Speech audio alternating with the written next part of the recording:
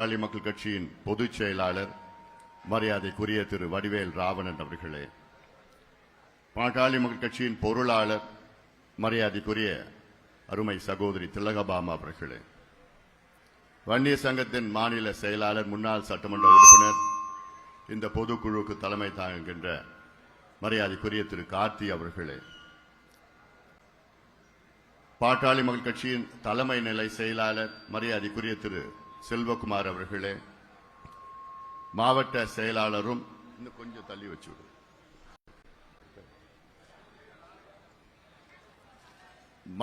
மாவட்ட செயலாளரும் சட்டமன்ற உறுப்பினரும் ஆகிய மரியாதைக்குரிய திரு சதாசிவம் அவர்களே, முன்னாள் நாடாளுமன்ற உறுப்பினர் மரியாதைக்குரிய திரு தேவதாஸ் அவர்களே, முன்னாள் சட்டமன்ற உறுப்பினர் மரியாதைக்குரிய திரு கண்ணையன் அவர்களே, முன்னாள் வன்னியர் சங்கத்தின் செயலாளர் மரியாதைக்குரிய திரு PN குணசேகரன் அவர்களே, மாவட்ட செயலாளர்கள் நாராயணன் அவர்களே, JP அவர்களே, செல்வகுமார் அவர்களே, பசுமை தாயகத்தின் சத்திரிய சேகர் அவர்களே, மாநில பொதுக்குழு செயற்குழு உறுப்பினர் மரியாதைக்குரிய திரு KC ஆறுமுகம் அவர்களே, முன்னாள் மாவட்ட செயலாளர் மரியாதைக்குரிய திரு அண்ணாதுரை அவர்களே, மாவட்ட தலைவர்கள் தமிழ்வாணன், மாணிக்கம் அவர்கள், முத்துசாமி அவர்கள், சிவராமன் அவர்கள், திருமால் அவர்கள், மாநில இளைஞர் சங்கத்தின் செயலாளர் என்னுடைய அருமை தம்பி ராஜசேகர் அவர்களே,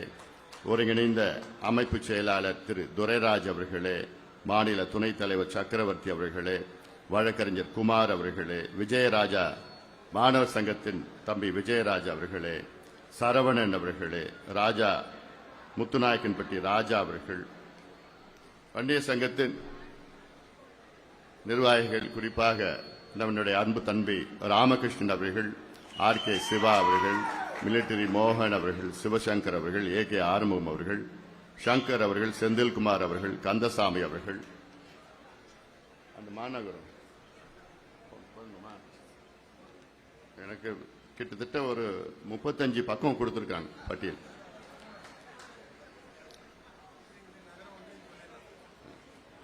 இது படிக்கிறதுக்கு எனக்கு எப்படியாவது ஒரு 20 நிமிஷம் ஆயிடும். யாரும் நிச்சயமா தப்பா எடுத்துக்க மாட்டாங்கன்னு நினைக்கிறேன். நான் எனக்கு படிக்கணும் தான் ஆசை, இல்ல நான் பேசி முடிச்சோன்னு படிச்சிடுறேன். சரியா? இதில் இருக்கின்ற அனைத்து நிலை நிர்வாகிகள், குறிப்பாக மாநில, மாவட்ட, ஒன்றிய, நகர, பேரூர், மாநகர, கிளை அனைத்து நிலை நிர்வாகிகளே, அனைத்து நிலை பொதுக்குழு உறுப்பினர்களே, ஊடக நண்பர்களே, என் உயிரினும் மேலான அன்பு பாட்டாளி சொந்தங்களே,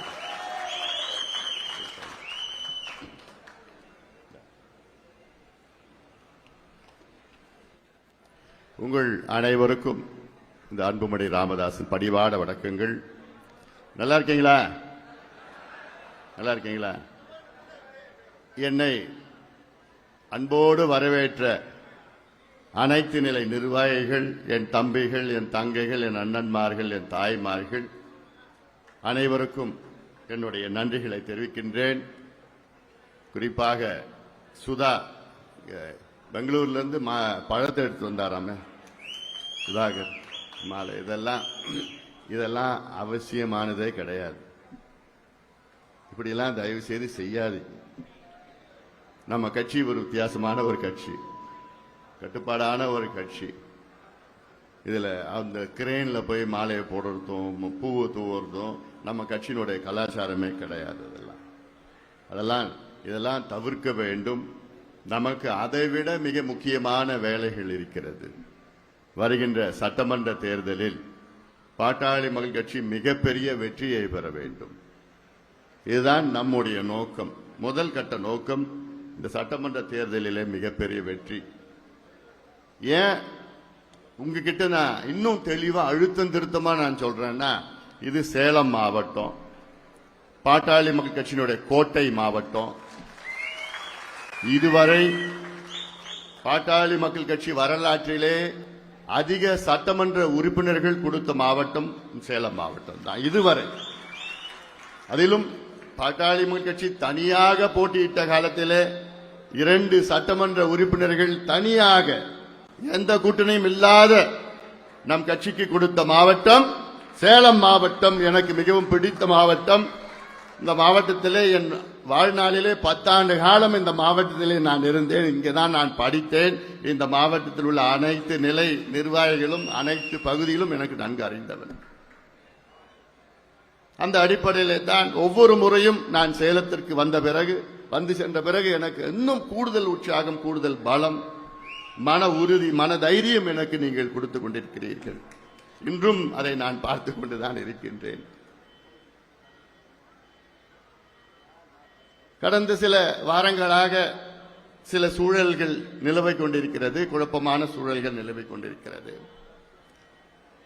என் மீது பல குற்றச்சாட்டுகள் வைக்கப்பட்டிருக்கின்றன. வைக்கப்பட்ட அனைத்து குற்றச்சாட்டுகளும் 100 விழுக்காடு பொய்யான குற்றச்சாட்டுகள். இதில் இன்னும் சற்று நாட்களில் உங்களுக்கு நான் தெளிவாக தெரியப்படுத்துவேன். நம் கட்சிக்காக, நம் சமுதாயத்திற்காக என்னுடைய மனம் மிகுந்த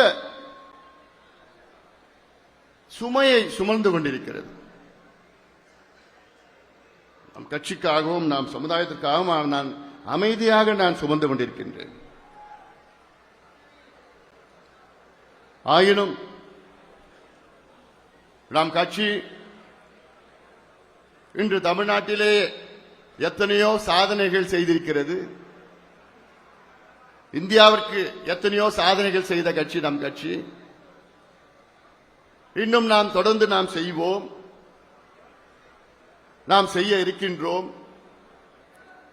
இதில் நீங்கள் களத்திலே சென்று நம் வேலை திட்டங்கள், குறிப்பாக நம்முடைய கட்சியின் புதிய உறுப்பினர்களை நீங்கள் சேர்க்க வேண்டும்.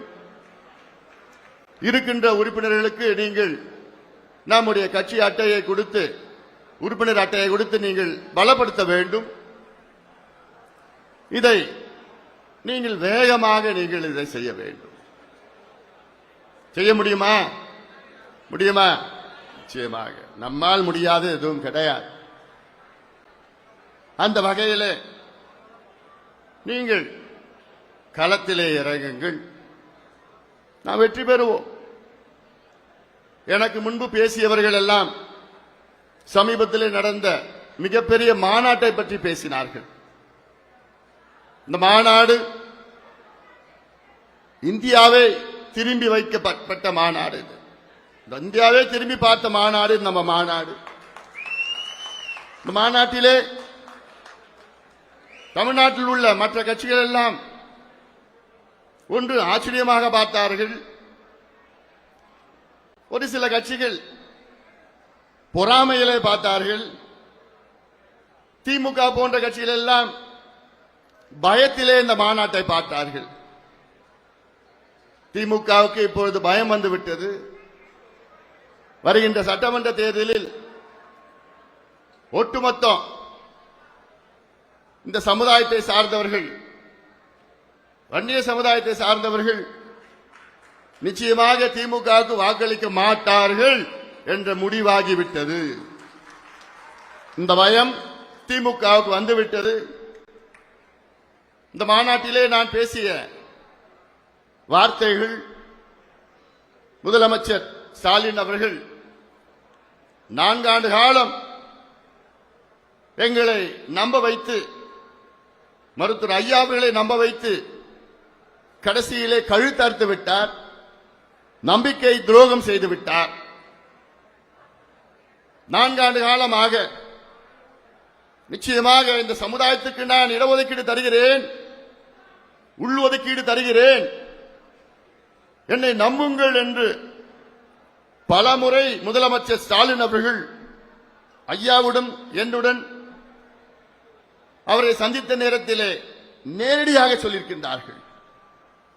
நம்பிக்கையோடு இருந்தோம், இவர்கள் எப்படியாவது கொடுத்து விடுவார்கள் என்று. நம்பி கழுத்தறுத்து விட்டார்.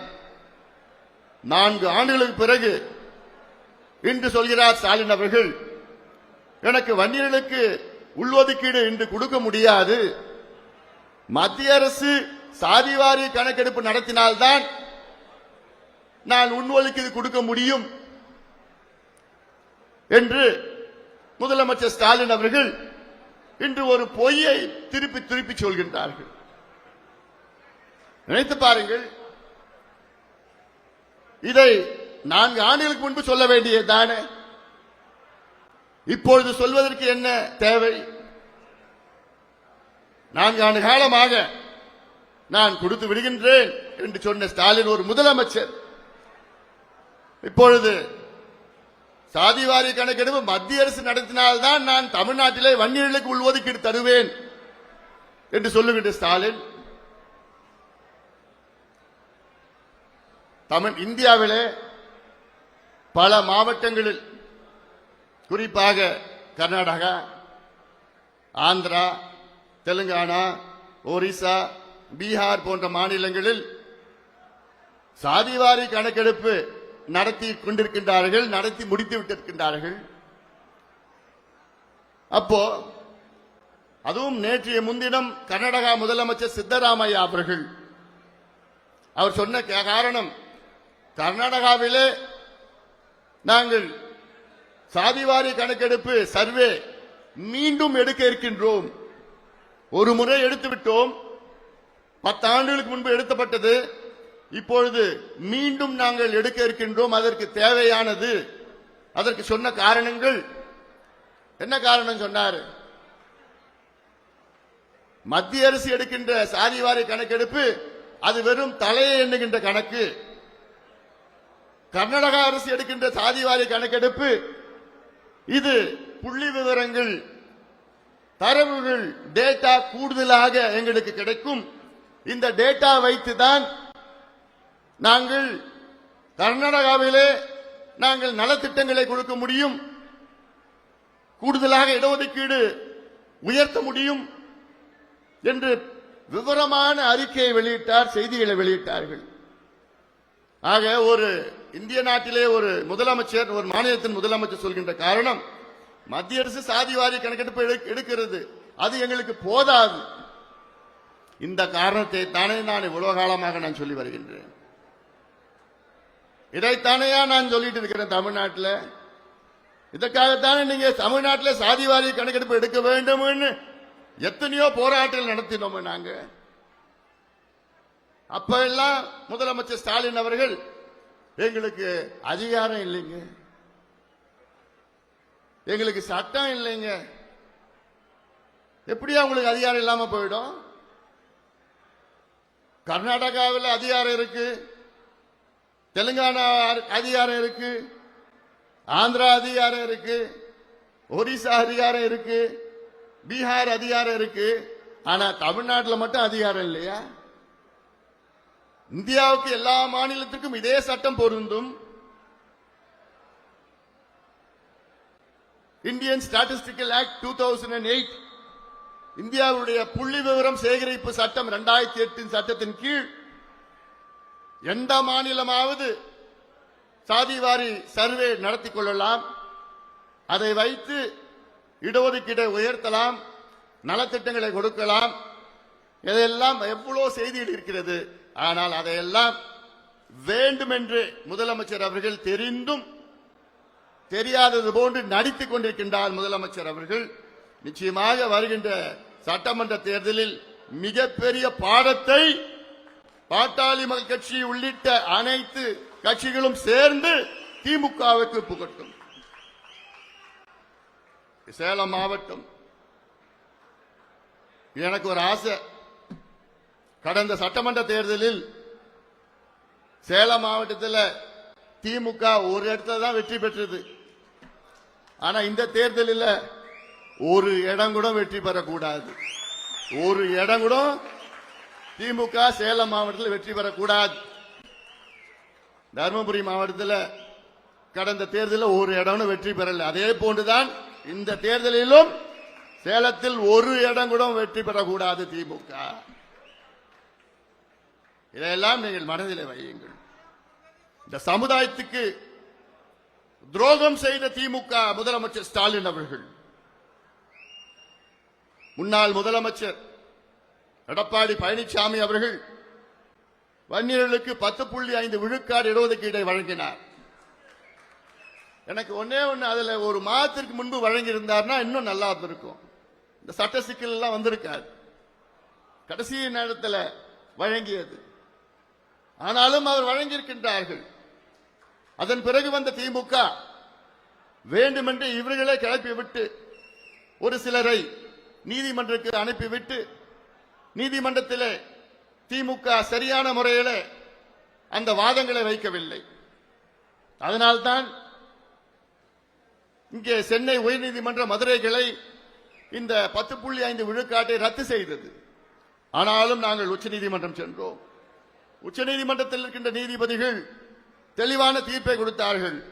தமிழ்நாட்டில் வன்னியர்களுக்கு உள்ஒதுக்கீடு கொடுக்க எந்த தடையும் கிடையாது. அதற்கு தமிழ்நாட்டிலே வன்னியர்களுக்கு உள்ஒதுக்கீடு கொடுக்க அதற்கு சாதிவாரி கணக்கு நடத்தணும்னு அவசியமும் கிடையாது. இருக்கின்ற தரவுகளை சேகரித்து நியாயப்படுத்தி நீங்கள் வன்னியர்களுக்கு உள்ஒதுக்கீடு கொடுக்கலாம் என்று உச்சநீதிமன்ற நீதிபதிகள் தெளிவான தீர்ப்பு இருக்கிறது.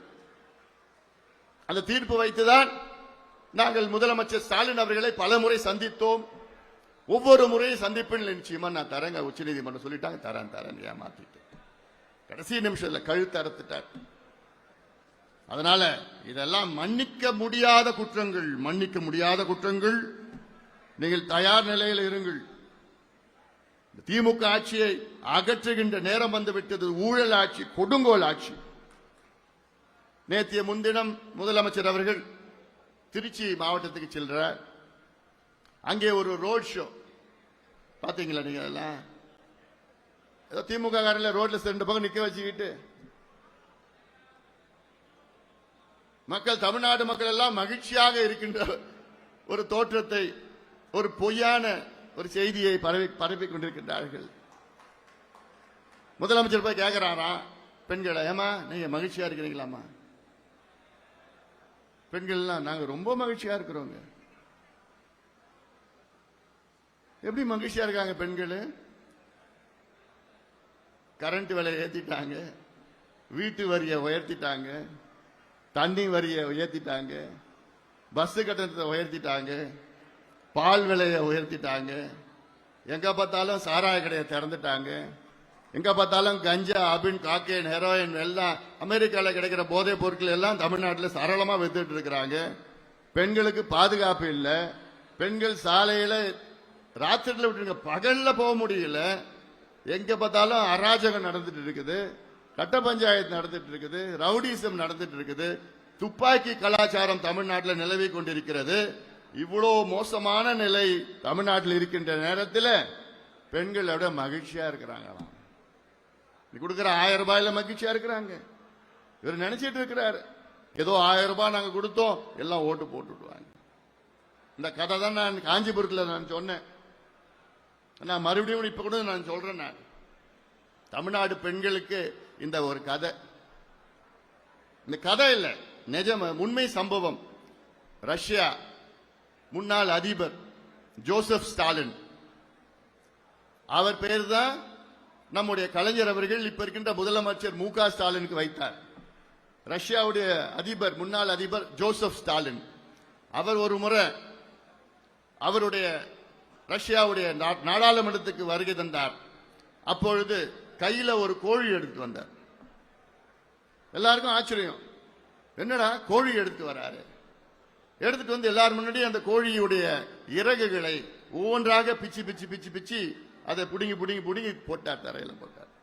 எல்லாத்துக்கும் இன்னும் ஆச்சரியம், என்னடா அது கோழியுடைய இறகுகளை பிச்சு போடுறாருன்னு. பிறகு ஒட்டுமொத்தமாக அந்த அத்துணை இறகுகளை பிச்சுட்டு அந்த உரிச்ச அந்த கோழிய, அதே உயிருக்கு ஊசலாடிட்டு அந்த கோழிய தரையில தூக்கி போட்டார். அந்த கோழி அப்படியே துள்ளிட்டு இருக்குது, உயிருக்கு ஊசலாடிட்டு இருக்குது.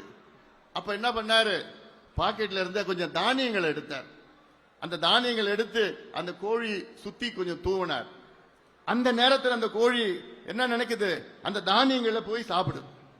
உயிருக்கு ஊசலாடிட்டு இருக்குது, ஆனாலும் அந்த தானியங்களை போய் அந்த கோழி சாப்பிடுது. உடனே அந்த என்ன பண்ணார், அடுத்தது அந்த தானியங்களை அவரை நோக்கி போட்டார். அந்த கோழி என்ன பண்ணுச்சு, அந்த தானியங்களை சாப்பிட்டு சாப்பிட்டு அவரை நோக்கி வந்துடுது.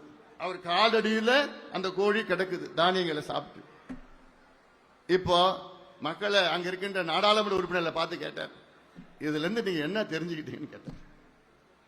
இதுல இருந்து என்ன தெரிஞ்சுக்கிட்டீங்கன்னா, மக்களை எவ்வளவு துன்புறுத்தினாலும், எவ்வளவு கசக்கினாலும், எவ்வளவு அச்சுறுத்தினாலும், எவ்வளவு கொடுமைப்படுத்தினாலும், நீங்க கடைசி நேரத்தில் ஏதாவது நீங்க கொடுத்தீங்கன்னா உங்க காலடியில் வந்து கிடப்பாங்க. இதுதான் தமிழ்நாட்டு மக்களுடைய நிலை, குறிப்பாக பெண்களுடைய நிலையா நான் பார்க்கிறேன். நான் தேர்தல் நேரத்தில் திமுக கொள்ளடிச்ச காசு 500 ரூபாய், 1000 ரூபாய், 2000 ரூபாய் கொடுத்து கடந்த முறை ஆட்சிக்கு வந்தார்கள். மீண்டும் ஆட்சிக்கு வருவோம் என்ற நம்பிக்கை இருக்கின்றார்கள். அதெல்லாம் நிச்சயமாக இது ஒரு நிச்சயமா நடக்க போவது கிடையாது. புரிஞ்சுக்கணும். 1000 ரூபாய் பெண்கள் உதவி தொகை கொடுத்தா உடனடியாக அது வந்து பெண்கள் எல்லாம் ஓட்டு போட்டு விடுவாங்க கிடையாது. இந்த கையில் 1000 ரூபாய் கொடுத்தா நீங்க எங்க போகுது? டாஸ்மார்க் தான் போகுது. திருப்பி மறுபடியும் ஸ்டாலின் அவர்களுடைய அரசுக்கு தான் போகுது. அவர் அரசுக்கு போனாலும் வரல, ஆனாலும் அவர் கிட்ட இருக்கின்ற அந்த மது ஆலை நிறுவனங்கள் அதெல்லாம் நிறைய இருக்கு, சொல்றதுக்கு இருக்குது. அதனால இதையெல்லாம் நீங்கள் இன்னும் மக்களிடம் போய் தெளிவுபடுத்துங்கள், மக்களிடம் போய் சொல்லுங்கள். அதுக்காக இது பொதுக்கூட்டம் கிடையாது. உங்களை தெளிவுபடுத்துகின்ற, உற்சாகப்படுத்தி, தைரியப்படுத்தி களத்தில் இறங்குங்கள். என்னானாலும் நாம் பார்த்துக்கலாம், நம்ம பார்த்துக்கலாம். பாட்டாளி கட்சி தைரியமான கட்சி, வேகமாக வளர்ந்து கொண்டிருக்கின்ற கட்சி. எந்த தடை வந்தாலும், எந்த வகையான தடை வந்தாலும் நான் இருக்கிறேன், நான் பார்த்துக்கிறேன். நான் எனக்கு நீங்க இருக்கிறீங்க, நீங்க பார்த்துக்க போறீங்க. அவ்வளவு. நான் உங்களில் ஒருவன், நான் உங்களில் ஒருவன். உங்களுக்கு எனக்கும் வித்தியாசம் கிடையாது. இந்த கட்சி தலைவர் பொறுப்பு நீங்க எனக்கு கொடுத்தது. நம்ம கட்சியினுடைய பொதுக்குழு நீங்க எனக்கு கொடுத்தது. பொதுக்குழு எல்லாம் நீங்க தேர்வு பண்ணி என்ன தேர்வு பண்ணிருக்கீங்க. அதனால பொதுக்குழுவால் தேர்வு செய்ய நானும், நம்முடைய பொதுச் செயலாளர் வடிவேல் ராவணன் இருக்கின்றார், நம்முடைய பொருளாளர் திலகபாமா இருக்கின்றார்கள். நானும் உங்களுடைய ஒரு தொண்டன் தான், உங்களை போன்று நானும் ஒரு தொண்டன் தான், அவ்வளவுதான். என்னுடைய நோக்கம் என்ன? இந்த கட்சியை அடுத்த கட்டத்துக்கு செல்ல வேண்டும், இந்த சமுதாயத்திற்கு விடிவு கொண்டு வர வேண்டும், என்னுடைய நோக்கம். அதற்காகத்தான் நானும் 27 ஆண்டு காலமாக நானும் உழைத்துக் கொண்டுதான் இருக்கின்றேன். சேலம் மாவட்டத்தில் 11 தொகுதிகள் இருக்கு. இந்த 11 தொகுதியிலும் நான் கொடியேற்றி இருக்கிறேன். நான் 20-25 ஆண்டுகளுக்கு முன்பிலிருந்து நான் ஏற்றிட்டு தான் இருக்கிறேன். நான் என் வாழ்க்கையில முதல் கட்சி கொடி ஏத்தினது எந்த தொகுதி தெரியுமா? சேலம் மேற்கு தொகுதியில். முதல்ல கட்சி கொடி ஏத்தினது இந்த தொகுதியை தான் ஏற்றிருக்கேன். அதனால இதெல்லாம் நான் இங்க எல்லாரும் நான் என்ன நடக்குது, எப்படி இருக்கு, எல்லாமே எனக்கு அத்துப்படி. அதனால அந்த தைரியம், அந்த நம்பிக்கை நீங்கள் எனக்கு அதிக அளவில் கொடுத்துக் கொண்டிருக்கிறீர்கள். அந்த தைரியம் தான் நாம் அடுத்த கட்டத்துக்கு நாம் செல்ல இருக்கின்றோம். நடக்கின்ற இந்த குழப்பங்கள் எல்லாம் நிச்சயமாக அதை நான் பார்த்துக் கொள்கின்றேன்.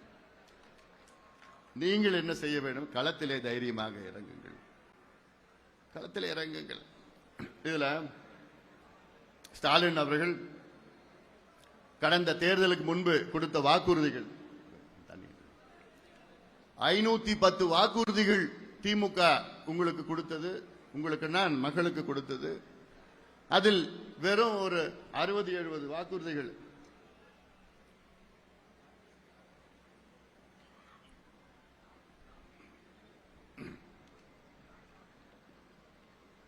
அதில் ஒரு 60-70 வாக்குறுதிகளை தான் நிறைவேற்றி இருக்கிறது. கிட்டத்தட்ட 450 வாக்குறுதிகளை நிறைவேற்றவில்லை. அதில் எவ்வளவு வாக்குறுதிகள் அல்ல, சும்மா நான் ஒரு 25 தான் நான் சொல்றேன். நான் அதில் ஏன்னா ஸ்டாலின் அவர்கள் ஊரா போயிட்டு இந்த ஷோ பண்ணி வச்சிருக்கிறாங்க. அந்த காலத்தில் மன்னர் ஆட்சியில் அமைச்சரை பார்த்து, அமைச்சரே மக்கள் மகிழ்ச்சியாக இருக்கின்றார்களா அப்படின்னு கேட்பாங்க. அமைச்சர்கள் ஆமா மன்னா, மக்கள் மகிழ்ச்சியாக மாதம் மும்மாறி பொழிகிறது, பெண்கள் எல்லாம் மகிழ்ச்சியாக இருக்கின்றார்கள், விவசாயிகள் எல்லாம் ஓஹோ நின்றிருக்கின்றார்கள் என்றெல்லாம் அப்படியெல்லாம் சொல்றது போன்ற இப்ப நடக்கிற அந்த கூத்து, அந்த காமெடி எல்லாம் பிடிஆர் பழனிவேல் ராஜன் சொல்றாரு, தமிழ்நாட்டில் தொழில் வளர்ச்சியே இல்லைன்னு ஒரு அமைச்சர் சொல்றாரு. ஆனா நம்ம முதலமைச்சர் என்ன சொல்றாரு? ஓஹோன்னு இருக்குது தமிழ்நாடு. ஓஹோன்னு இருக்குது. 10 லட்சம் கோடி முதலீடு தமிழ்நாட்டில் நடந்திருக்குது. எங்கேயா நடக்குது? பிள்ளைங்களுக்கெல்லாம் வேலை கிடையாது. எங்கே வெளிநாட்டு வெளி மாநிலத்தில் இருக்கிற பிள்ளைங்களுக்கு வேலை கொடுக்குறீங்க. அதுல 25 வாக்குறுதிகள் நான் படிக்கிறேன். நான் அனைத்து தொகுதிகளிலும் மக்கள் குறை தீர்க்கும் முகாம்கள் நடத்தப்படும் என்று சொன்ன நடத்தல. சட்டப்பேரவை நிகழ்ச்சிகள் தொலைக்காட்சிகளில் நேரலை செய்யப்படும். இல்ல. சமையல் எரிவாயு சிலிண்டருக்கு 100 ரூபாய் மானியம் வழங்கப்படும். இல்ல. மாதம் ஒரு முறை மின் கட்டணம் செலுத்தும் திட்டம் செயல்படுத்தப்படும். இல்ல. நியாய விலை கடைகளில் மாதம் 1 கிலோ சர்க்கரை கூடுதலாக வழங்கப்படும். இல்ல. நியாய விலை கடைகளில் மலிவு விலையில் உளுந்து மீண்டும் வழங்கப்படும். இன்னும் சத்தமா சொல்லுங்க. முதியோர் உதவித்தொகை 1500 ரூபாயாக உயர்த்தப்படும். இல்ல. தமிழ்நாடு ஆறுகளை சுத்தப்படுத்த புதிய திட்டம் செயல்படுத்தப்படும். இல்ல. நீட்டு தேர்வு ரத்து செய்யப்படும். இல்லவே இல்ல. கரும்பு விலை டன்னுக்கு 4000 உயர்த்தப்படும். இல்ல. ரூபாய் 10,000 கோடியில் ஏரி குளங்களை தூர்வாரும் திட்டம் செயல்படுத்தப்படும். இல்ல. பகுதி நேர ஆசிரியர்களை பகுதி நேர பணியாளர்கள் உள்ளிட்ட அனைவரும் பணி நிலைப்பு செய்யப்படுவார்கள். இல்ல, நடக்கல.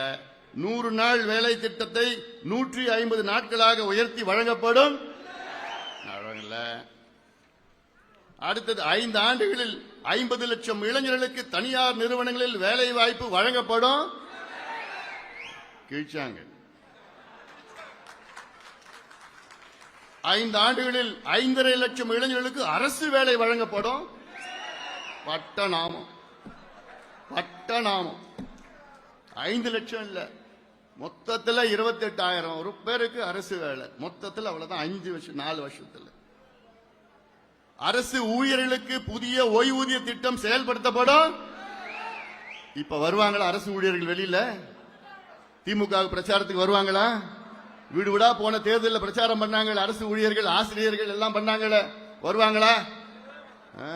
வந்தாங்கன்னா இருக்குது அவங்களுக்கு. மக்களே அவங்கள கேட்பாங்க, ஐயா உங்களுக்கே இந்த நிலை, எங்களுக்கெல்லாம் நீ போய் எனக்கு திமுக ஓட்டு போட சொல்றியா என்னன்னு கேட்பாங்க.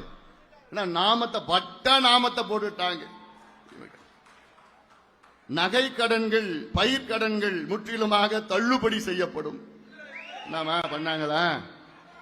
பாவம், இவங்களை நம்பி எவ்வளவு பேர் நகை வச்சாங்க பேங்க்ல. அப்படியே மூழ்கிடுச்சு, அப்படியே போயிடுச்சு.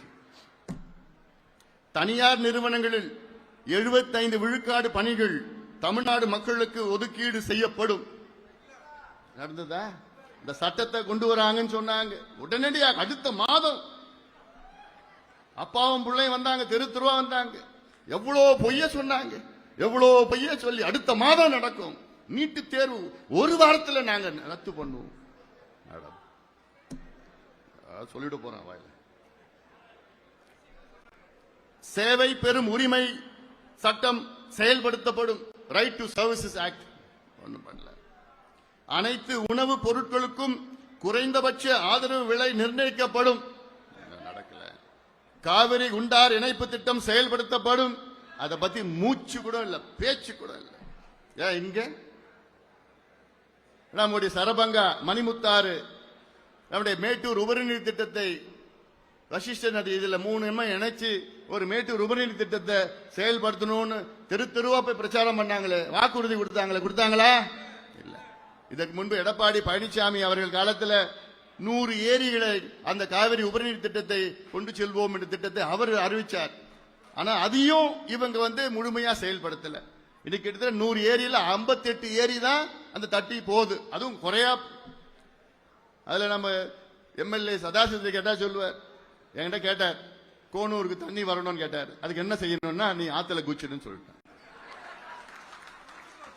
குச்சிட்ட பிறகு தண்ணி வந்துடுச்சு. சேலம் மாநகரத்தில் இந்த திருமணிமுத்தாறு நதியில தண்ணி போகணும்னு யாரும் அதுல குச்சிட போறீங்க? சாக்கடை. நான்லாம் இங்க ஸ்கூல் படிக்கிறப்போ, ஏற்காடுல அப்ப படிக்கிறப்போ இங்கெல்லாம் வரும். அப்பெல்லாம் நல்ல தண்ணி போயிட்டு இருந்தது மணிமுத்தாறுல. ஆனா இன்னைக்கு சாக்கடை. கடலூர் மாவட்டத்தில் அருவாமூக்கு திட்டம் செயல்படுத்தப்படும். இது நிறைய இருக்குது, ஒண்ணும் பண்ணல. 2000 கோடி செலவில் 20 தடுப்பணைகளே கட்டப்படும். எங்கேயா கட்டினானுங்களா? ஏதோ கட்டின ஒரு அணை 2 அணை அப்படி ஒரே வெள்ளத்தில் அடிச்சும் போயிடுச்சு, ஒரே வெள்ளத்தில் அடிச்சும் போயிடுச்சு. அது யார் தெரியுமா அந்த தடுப்பணை கட்டினது? திருவண்ணாமலையில ஒரு குறுநெல்ல மன்னர் இருக்கார், ஏவாவேலு. அந்த குறுநெல் மன்னர் தான் இதெல்லாம் கட்டுறது. பிடபிள்யூடியும் ஹைவேஸும் அவர்கிட்ட. என்ன அவரோ திறமசாலி. அவர் திமுக பயங்கர திறமசாலிகள். இவங்களுக்கு 1 இலாக்கா 2 இலாக்கா 3 இலாக்காலாம் இல்ல, 4 இலாக்கா 5 இலாக்கா கொடுப்பாங்க. அவ்வளோ திறமசாலி. செந்தில் பாலாஜி கிட்ட கொடுத்தாங்க பார், எவ்வளவு திறமசாலி செந்தில் பாலாஜி. அவர்கிட்ட 3 இலாக்காக்கள். பா எவ்வளோப்பா. பிடிஆர் பழனிவேல்ராஜன்லாம் அவர்லாம் எங்கேயும் அமெரிக்கா போய் படிச்சுட்டு எவ்வளோ பெரிய ஒரு சிந்தனையாளர், ஒரு பொருளாதார ஒரு மேதை. அவரு அவங்க அப்பா இங்க மான்பட்டு தான் படிச்சார், ஏற்காடுல படிச்சார் பழனிவேல்ராஜன். அதெல்லாம் இவங்களுக்கு இலாக்கா கிடையாது. ஆனா ஏவாவேலு பயங்கரமான ஆள்பா, பயங்கர 2 இலாக்கா. நேருக்கு எத்தனை?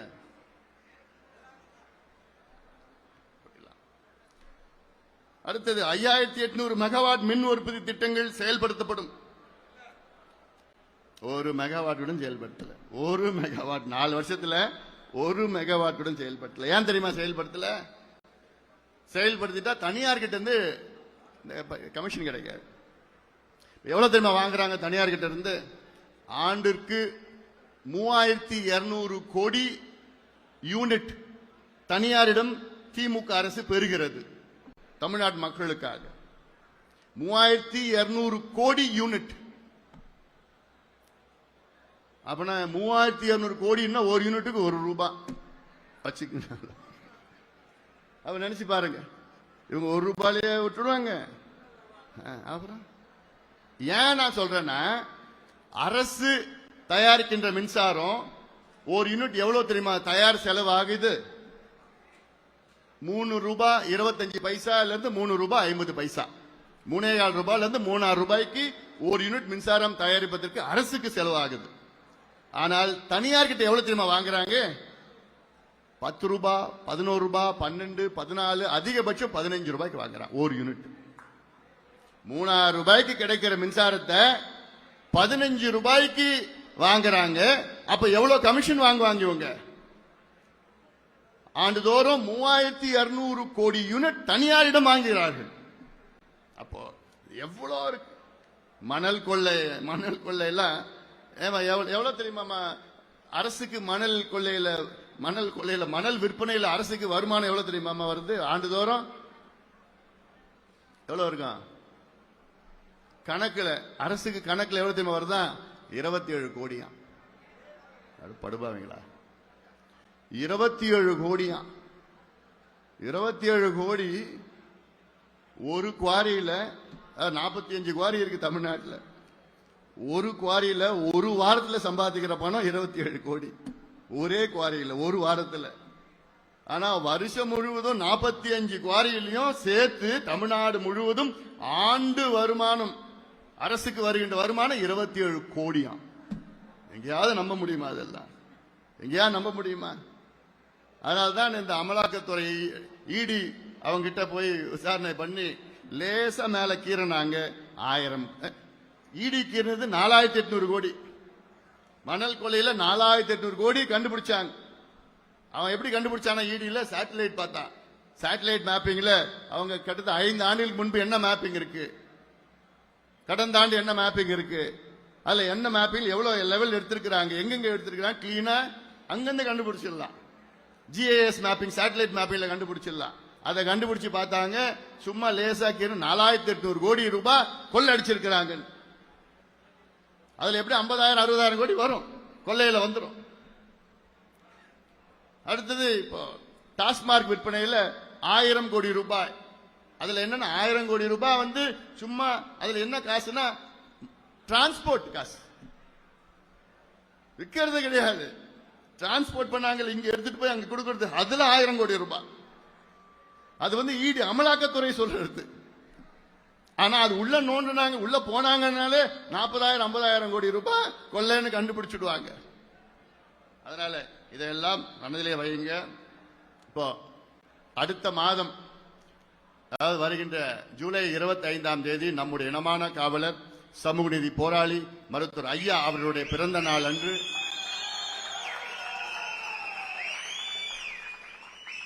நான் ஒரு நடைபயணத்தை மேற்கொள்ள இருக்கின்றேன்.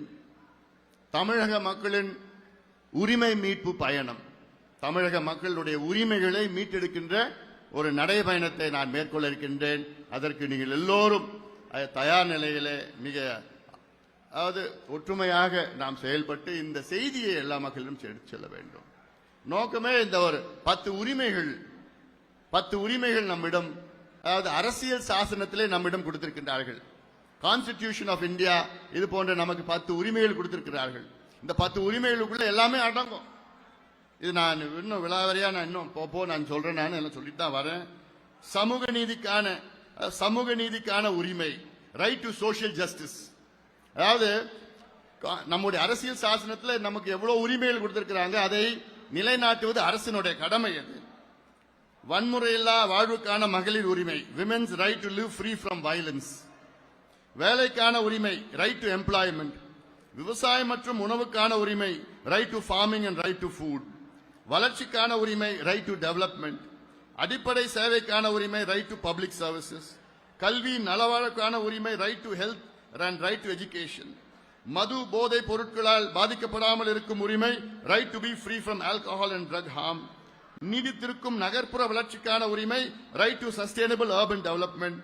ஆரோக்கியமான சுற்றுச்சூழலுக்கான உரிமை, ரைட் டு ஹெல்தி என்வாயன்மெண்ட். இது நான் இன்னும் விழாவாரியா நான் சொல்றேன், நான் துண்டு பிரசுரம் கொடுக்கிறேன். நான் அதையெல்லாம் நீங்கள் தயார் நிலையில எல்லாமே வரணும், எல்லா தரப்பு மக்களும் வரணும். இந்த நடைபயணத்தில் ஜூலை 25 நவம்பர் 1ஆம் தேதி வரைக்கும் 100 நாள் நான் தமிழ்நாடு முழுவதும் அனைத்து பகுதிகளுக்கும் நான் செல்ல இருக்கின்றேன். அனைத்து மக்களை நான் சந்தித்து நம்முடைய இங்கே தமிழ்நாட்டை மீட்டெடுக்க வேண்டும், நம் உரிமைகளை மீட்டெடுப்போம். அதில் அப்புறம் திமுக கொடுங்கோல் திமுக ஊழலாட்சியிலிருந்து தமிழ்நாட்டு மக்களை மீட்டெடுப்போம். அதற்கு நாம் எல்லோரும் ஒரு மிகப்பெரிய பயணத்தை நாம் மேற்கொண்டிருக்கின்றோம். இந்த பயணம் முக்கியமானது என்னன்னா,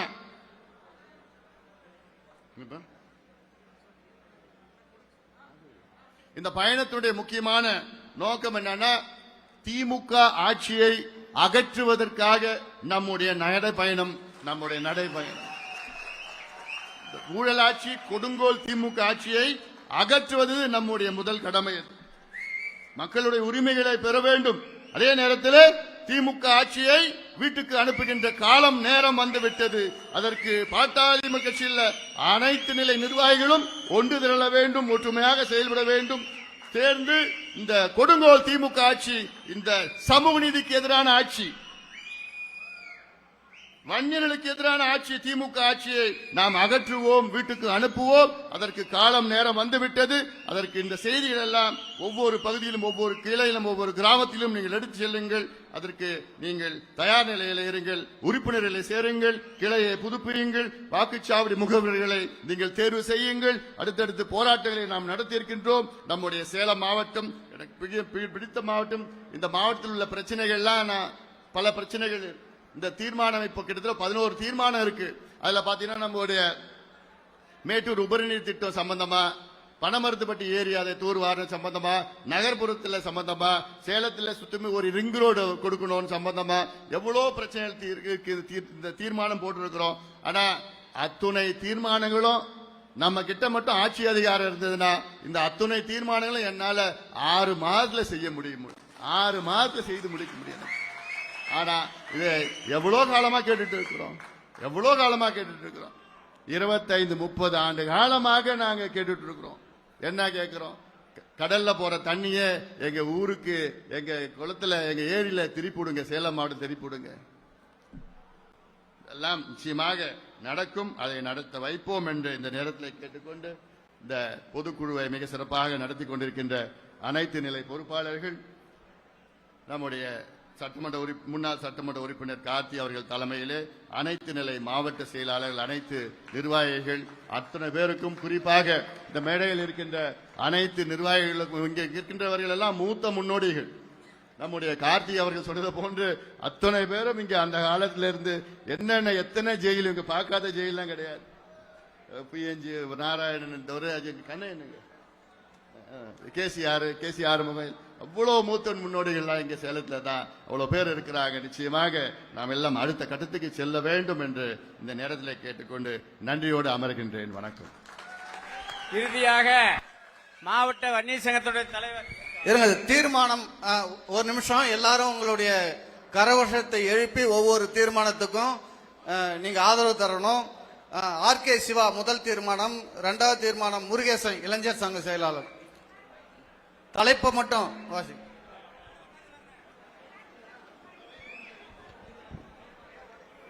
ஐயா சின்னையா உள்ளிட்ட